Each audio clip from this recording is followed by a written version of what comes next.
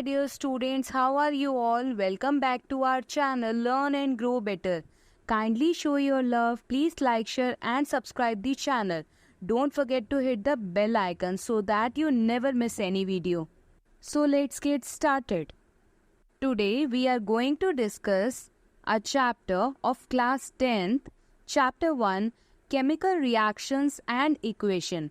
इस टॉपिक के हम सभी शॉर्ट क्वेश्चन आंसर अपनी वीडियो के थ्रू कवर करेंगे ताकि आप चैप्टर का कॉन्सेप्ट अप्लाई कर पाओ और इन सभी क्वेश्चन से आपका कंप्लीट चैप्टर कवर हो जाएगा और आपको एक आइडिया मिल जाएगा किस तरीके के क्वेश्चन इम्पोर्टेंट है एग्जामिनेशन पॉइंट ऑफ व्यू के under.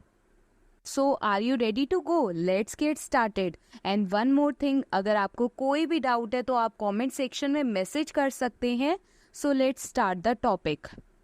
4 is the process of respiration is basically आपको ये क्वेश्चन की फॉर्म में भी दिया जाता है, ऑप्शनल फॉर्म में भी आपको पता होना चाहिए कि रेस्पिरेशन प्रोसेस क्या होता है.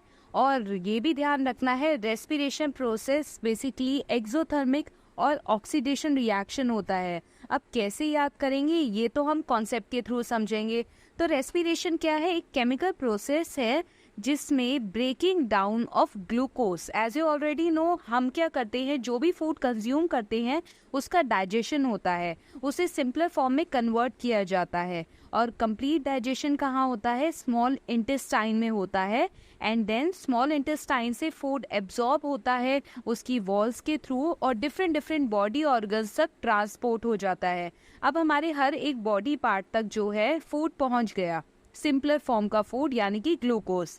अब उस ग्लूकोज को जब तक ब्रेक नहीं किया जाएगा हमें एनर्जी नहीं मिलेगी. यानी कि हम अपनी डे टू डे लाइफ के जितने भी काम करते हैं वो ग्लूकोज के ब्रेक होने के बाद ही कर पाते हैं. क्योंकि जब ग्लूकोज ब्रेक होता है, जैसा कि आप इक्वेशन में देख पा रहे हैं C6H12O6, ये क्या है? ये ग्लूकोज ही तो है जो हमारे हर एक बॉडी पार्ट में है. ये ग्लूकोज जो है ब्रेक होने के बाद हमें एनर्जी प्रोवाइड करता है और एनर्जी से हम काम कर पाते हैं, वो एनर्जी हम यूटिलाइज कर पाते हैं. अब ग्लूकोज का ब्रेकडाउन होता कैसे है? रेस्पिरेशन प्रोसेस से.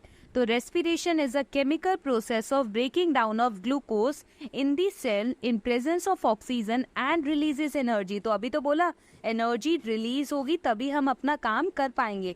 तो जब भी आपने देखा कि एनर्जी रिलीज हो रही है, एनर्जी जो है प्रोडक्ट साइड में फॉर्म हो रही है, तो ऐसे सभी रिएक्शंस को हम एक्सोथर्मिक रिएक्शन कहते हैं.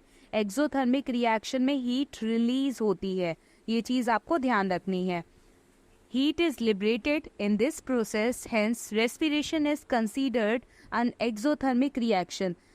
और रेस्पिरेशन प्रोसेस को हम ऑक्सीडेशन रिएक्शन भी क्यों कह रहे हैं? क्योंकि ग्लूकोज के साथ ऑक्सीजन जो है कंबाइन कर रही है. तो जब ऑक्सीजन कंबाइन करती है तो ऐसे रिएक्शंस को हम ऑक्सीडेशन रिएक्शन कहते हैं. आई होप आपको क्लियर होगा. रेस्पिरेशन प्रोसेस जो है केमिकल प्रोसेस है, as well as exothermic reaction है एंड ऑक्सीडेशन रिएक्शन है. Till then, take care. Thanks for watching and please subscribe the channel. Don't forget to hit the bell icon.